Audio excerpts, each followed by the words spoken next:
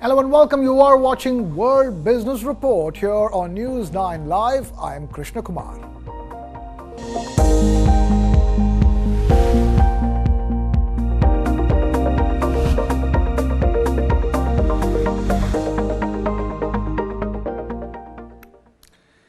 And we begin with Wall Street, where the S&P 500 has just achieved a milestone. It has marked its most prolonged or longest winning streak since the year 2017. Now, investors are closely watching this winning streak. It is a positive period of gains. The only question is, how long will this winning streak last? More details in this Reuters report. Take a look. Wall Street's main indexes ended mostly higher on Friday, notching their seventh straight week of gains, breaking records along the way. The Dow added more than 0.1% to hit a record close for the third straight day.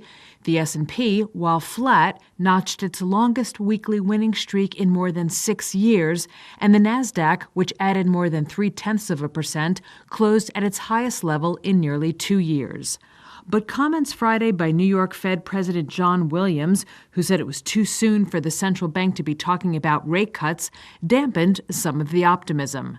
His remarks came just 2 days after the Fed, in its policy statement, signaled lower borrowing costs in 2024, sparking a rally in stocks and bonds, pushing yields lower. Luke Stone is senior investment analyst at Winthrop Capital Management. The 10-year Treasury fell nearly 45 basis points since Wednesday. And I almost think that Fed speak, to a certain degree, can be a policy mechanism. And this might have been a way for Governor Williams to help temper back some of the hope into bond investors. We're seeing rates almost at mid-spring levels, and it's an unprecedented whip in Treasury rates. So this could have just been a mechanism to help kind of put investors back in line. Among individual movers, shares of Costco jumped 4.5% after the retailer topped Wall Street estimates for first quarter results due to demand for cheaper groceries. And an index of semiconductor chips had its biggest weekly gain since May, with Broadcom and Intel each gaining more than 2% and Nvidia up more than 1%. Now, from the world markets heading to the year's end on a buy everything high to the potential end of Bank of Japan's ultra-loose monetary policies, these are the business and finance pointers to look out for in the days ahead. From speculation over the Bank of Japan's next rate move to gold's rise, here's what to look out for in business and finance in the days ahead. Speculation is rife the Bank of Japan may soon exit negative interest rates, again making it a global outlier as the focus at the Fed and others turns to rate cuts. With a meeting on Tuesday and another in January, next week could be used to prepare the way for tightening. The expected pivot, plus the Fed's dovish tilt, has pushed the yen back to the stronger side of 141 per dollar for the first time since July. Investors hope a key U.S. inflation gauge will show easing consumer price pressures after the Fed signaled its campaign of interest rate hikes may end next year. Friday's release of November's Personal Consumption Expenditures Price Index will be one of the last key pieces of data this year. Data on consumer confidence is also due. Whether the Fed has been able to engineer a soft landing is a key market theme as the calendar flips to 2024. Gold is heading for its first annual increase since 2020, fueled by a weaker dollar and the news coming out of the Fed. Gold, which bears no interest, tends to perform better in an environment of falling real rates, those adjusted for inflation. Investors are banking on a flurry of rate cuts next year, while political and economic uncertainty are on the rise, potentially heralding a sweet spot for gold investors. UK inflation is running at more than double the Bank of England's 2% target. Wednesday's price data may confirm pressures remain elevated compared to other major economies. The pound hit a 3-month high against the euro this month after Eurozone inflation dropped sharply, fueling speculation the BOE will take longer to cut rates than the European Central Bank. But high rates could also tip the UK economy into recession. Now, from a new president swinging the axe literally in Argentina to rising hopes of a rate cut in the US, these are the stories making big news in the world of business and finance from across the world. From shock therapy in Argentina to peak rates, maybe, in the US. This is the week in numbers. Over 50% was how much Argentina devalued its peso currency this week. That was part of an economic shock therapy package unveiled by the government of new Libertarian President Javier Milei. He says the devaluation will boost exporters, but it could also drive a new surge in the country's sky-high inflation. Around 0.75% is the total rate cut now penciled in for the year by policymakers at the US Federal Reserve. That after Chair Jerome Powell signaled that no more hikes were likely. We believe that we are likely at or near the peak rate for this cycle. Later in the week, the European Central Bank said it wasn't even thinking about rate cuts yet. $10 billion is how much revenue analysts say could be at risk for Google. That after a court ruled that its App Store was an illegal monopoly. Now experts say the search giant could be forced to slash the fees it charges to developers, or even allow other app stores onto its Android platform. $5.8 billion is how much an investor group is offering to acquire Macy's. Shares in the department store surged on the news, though some analysts doubt the bidders really have enough financial firepower to pull off the deal. And over 2 million is how many vehicles Tesla is recalling in the US. That's almost every one of its cars there. Safety watchdogs ordered the move after ruling that Tesla's autopilot software could increase the chances of a crash. Right, so those are the big stories. Now, moving away from all of that to China. China's economic data is showing signs of weakness, prompting discussions or even calls for further stimulus measures to support the economy, especially at a time when the largest contributor to China's economy, the real estate industry, seems to be in a perma-crisis mode. China may need to do more to support its economy after data showed its post-health crisis recovery was patchy. Figures out Friday showed the country's struggling property sector worsened again in November. The dual problems of negative homebuyer sentiment and debt-hit developers drove down sales and investment. China has struggled with factors including a distressed housing market, local government debt and weaker global demand. And while the Asian giant did grow faster than expected in the third quarter, home demand is still weak. A range of policy support measures has improved things only modestly, raising pressure for more stimulus. Analysts warn different parts of the economy are running at different speeds. Friday's data showed China's new home prices fell for the fifth straight month in November. Property investment was down close to a tenth on the year between January and November. Industrial output did grow 6.6% last month year on year though, much faster than in October and ahead of expectations. But analysts struck a cautious note on the improving output data. They warned factory gate deflation deepened last month and that a full-blown economic recovery was some way off. The inconsistent recovery has pushed analysts to warn China may fall into Japanese-style stagnation later this decade without more support measures. This week, top leaders said they would step up policy adjustments to support economic recovery in 2024 with a focus on boosting domestic demand. Sources further told Reuters that Chinese leaders agreed this week to run a budget deficit of 3% of gross domestic product next year, and other fiscal support may be covered by off-budget debt. The deficit figure is lower than this year's revised 3.8% target and suggests Beijing wants to maintain fiscal discipline. But the option to issue off-budget sovereign debt gives it flexibility to step up stimulus to maintain stable economic growth. Keeping it with China, China's homegrown C919 aircraft meant for passenger travel flew over Hong Kong and the Victoria Harbour, marking a significant stride in China's own aerospace ambitions. Take a look at this report.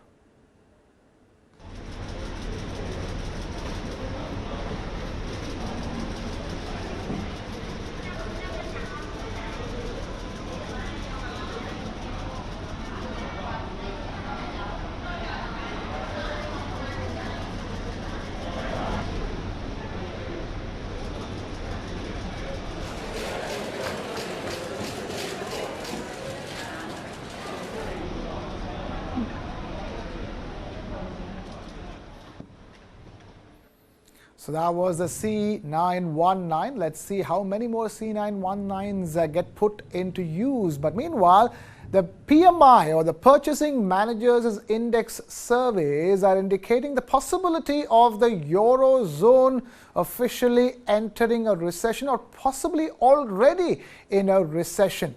This report tells you more. A downturn in Eurozone business activity surprisingly deepened in December. The data from closely watched surveys suggests the bloc's economy is almost certainly in recession. It was a broad-based decline, with activity worse in Germany and France across services and manufacturing. Official data has shown the Eurozone economy contracted 0.1% last quarter. December's Purchasing Managers Index, or PMI, showed activity has now declined in every month of this quarter. That would mark 2 consecutive quarters of economic contraction, which meets the technical definition of a recession. The PMI fell to 47.0 this month from November's 47.6, against analyst expectations of an improvement. It also marked its 7th month below the key 50 level. Anything below 50 is seen as contraction, while above that represents growth. The downturn worsened in Germany, pointing to a recession in Europe's biggest economy. Activity also fell faster than expected in France. The data comes just a day after the European Central Bank cut its growth forecasts for this year and next. On Thursday, the ECB left interest rates on hold and pushed back against bets on cuts in the near future. In a bold move that signals a major shift, Sam Altman, the CEO of OpenAI, renowned for groundbreaking achievements, has intensified the company's foray into the crypto space. Doubling down on their commitment, the company has unveiled the all-important World Coin. What is the World Coin project all about? This report tells you more.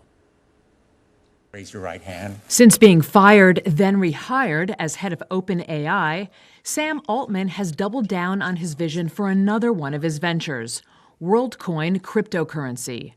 WorldCoin, launched in July, is a cutting-edge, if somewhat controversial, financial network that offers digital currency, sometimes for free, to those willing to scan their irises into a spherical device. So far, more than 2.6 million people worldwide have logged their identity into the orb, despite fears it could create a potential privacy nightmare, according to one U.S. research center focusing on privacy issues. Altman, one of WorldCoin's founders, argues that tracking a person's biometrics is essential amid the increasing use of artificial intelligence, something he also champions at OpenAI, where his ChatGPT is leading the AI charge. Speaking as part of a virtual Q&A Thursday, Altman defended WorldCoin's eye scans as a way to rule out bots, saying, quote, "In a world with a lot of AI, knowing who is human matters more and more." The online event came a week after crypto news outlet The Block reported that the company behind WorldCoin, Tools for Humanity, was seeking to raise $50 million from investors. A spokesperson for WorldCoin did not immediately respond to a request for comment.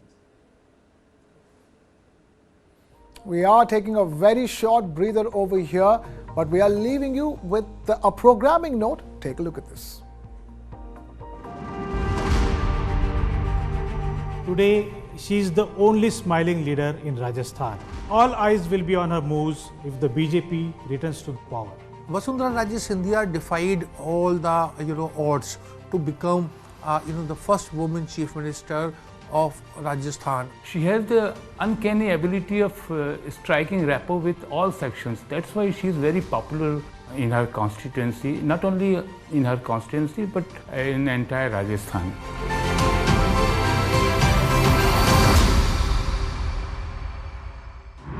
This and more, streaming on world's first news OTT, Newsline Plus.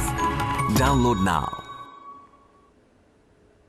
Now we are talking about AI here on World Business Report, and it's time now to brace for a paradigm shift as far as politics is concerned, and politics and artificial intelligence is concerned, because Ashley is reshaping the landscape. What is Ashley? It is the world's first artificial intelligence powered political campaigner. Take a look at this.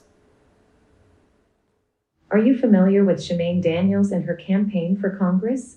This political campaign call is from Ashley, a new artificial intelligence volunteer. Hey there.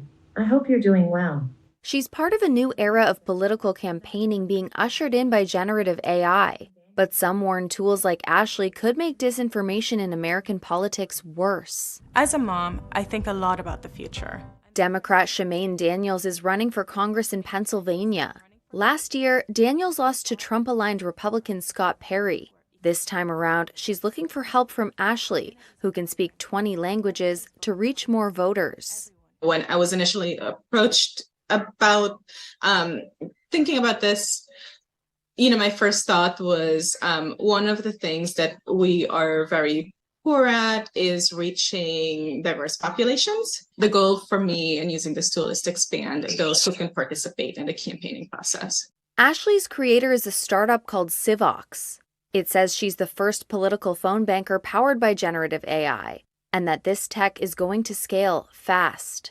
CEO Ilya Muzikansky says his firm plans mainly to work with Democrats. Each call is unique. Before a number is called, there is a set of data that the campaign already knows about the person they're calling. Sometimes that can be as basic as a first name and last name, or sometimes it can be a lot more detailed than that. And based on that information, we are able to have conversations that are customized to the recipient, and that's done on the fly. Some are worried.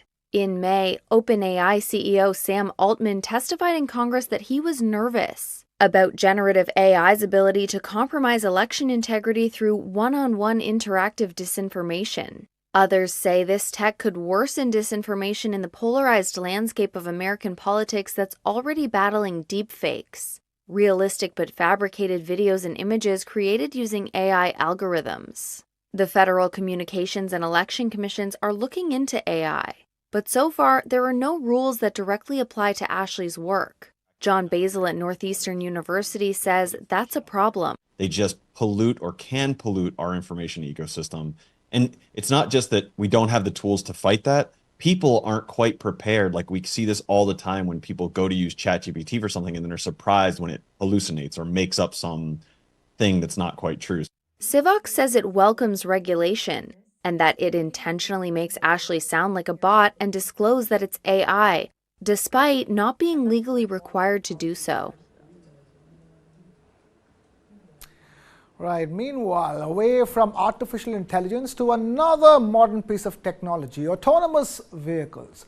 General Motors' autonomous vehicle subsidiary, Cruise, has now resorted to job cuts, possibly signaling shifts or challenges in the development of autonomous taxi services in the world. General Motors' robo-taxi unit Cruise is slashing its workforce. Almost a quarter of jobs will go as it tries to recover following an accident that forced it to halt operations. The unit has been in turmoil ever since the October incident, which saw a pedestrian dragged for 20 feet by one of its vehicles. California subsequently suspended its permit for testing driverless cars. It called them a risk to the public and said the company had misrepresented the safety of its technology. Chief Executive Kyle Vogt and co-founder Dan Kahn both then resigned last month. Earlier this week, Cruise fired 9 executives, including its chief operating officer.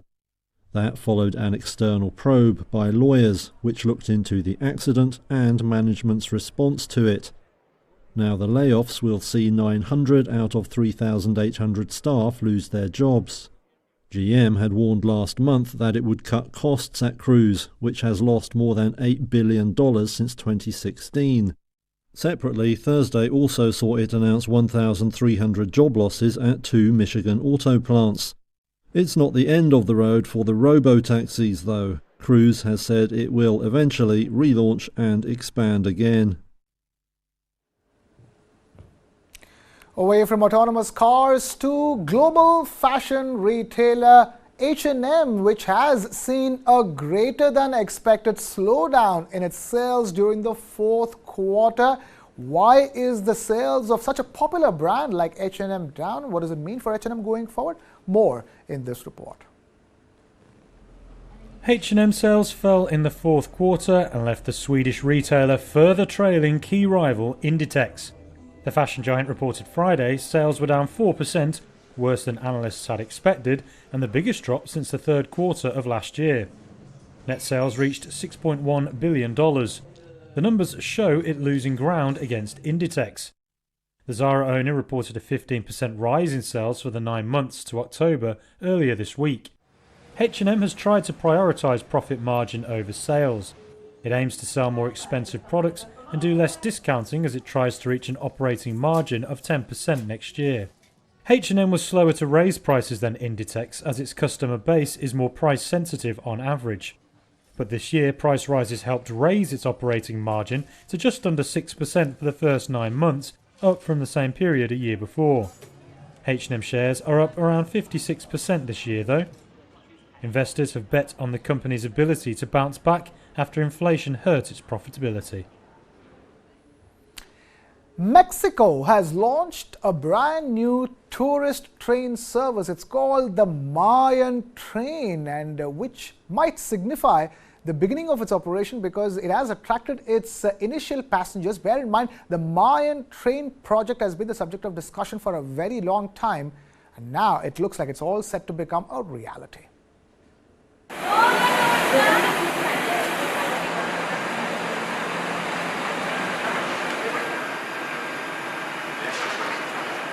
I feel very thrilled because the train has taken off despite being part of projects that many didn't expect President Andrés Manuel López Obrador would accomplish.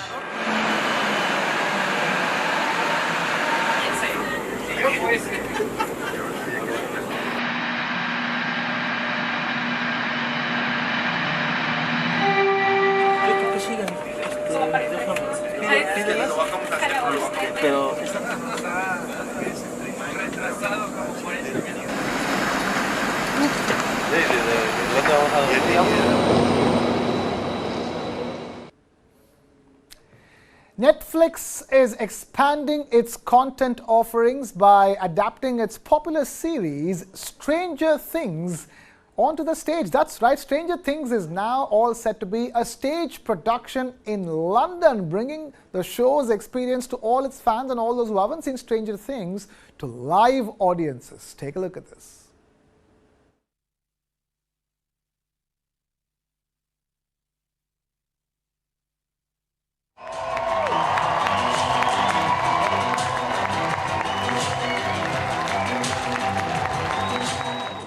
It's really sort of an origin story of Henry Creel. It's when he, was our main villain in season 4, and it's about when he arrived to Hawkins in the late 1950s, and we've got, a young Joyce and a young Hopper and a young Bob Newby who are in high school, and so it's sort of how those worlds collided in unexpected ways, and so it's a new time period, but I think it sheds a lot of light on both the backstory of all of our characters and also starts to give some hints as to where we're headed in the final season of the show.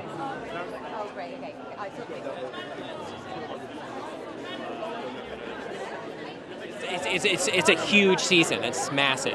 And so, there are a lot of expectations, but it's just you take it a day at a time, and it's going to be challenging but super rewarding, I think, and also bittersweet because it's the last time we're going to be working on the show with these actors. We are hearkening back to the feeling of season 1, but there's such an energy and drive from moment 1. So I think it's hopefully fans really like it, and we've been building towards what is ultimately the ending of the show for, we've been talking about it for years because we want it to end in a way that just feels right and feels like it was always destined to end that way. Stranger Things on stage. Who would have thought? Away from that, we are, of course, counting down to Christmas and the year-end holidays, and looks like celebrities have already begun the celebrations. From dazzling performances to heartwarming gestures, this is how celebrities are ringing in the merry season. Take a look at this. Merry Christmas. Filled with festive spirit, many celebrities are aiming to entertain for the holidays. Ted Lasso star Hannah Waddingham shows off her vocal range in the Apple TV Plus special Hannah Waddingham Home for Christmas. My main pitch in terms of tone was somewhere between Dean Martin and Carol Burnett. That style of, you know, having people over for the holidays, having people dropping in their finery.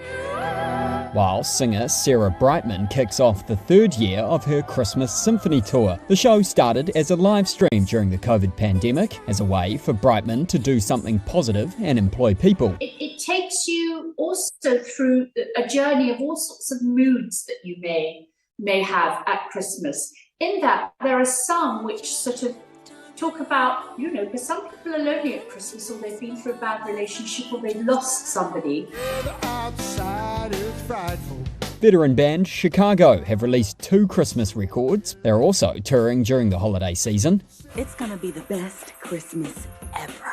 Celebrities turning their talents to Christmas movies this year include Hollywood's Heather Graham, Jason Biggs, and Ludacris. Oh, claustrophobic. I'm sorry, what? Claustrophobic, fear of Santa Claus. That's ludicrous.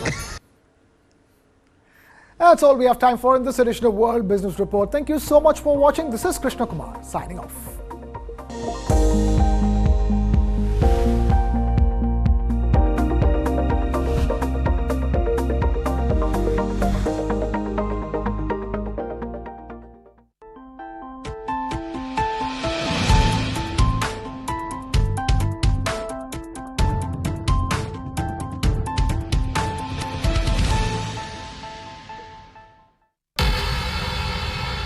Pakistani spy agency ISI's sinister plan to target India. Training women to honey trap top civil and military officials. Counter honey trapping ops initiated by India. But gullible victims still caught in the web. Top military intelligence experts break down the web of deception. Colonel Hani Bakshi explains the phenomena of honey trap. जहाँ पे भी आपको लगेगा, उनको लगेगा कि there is a person who is susceptible to women, who's making a lot of women friends on the social media. That is where they will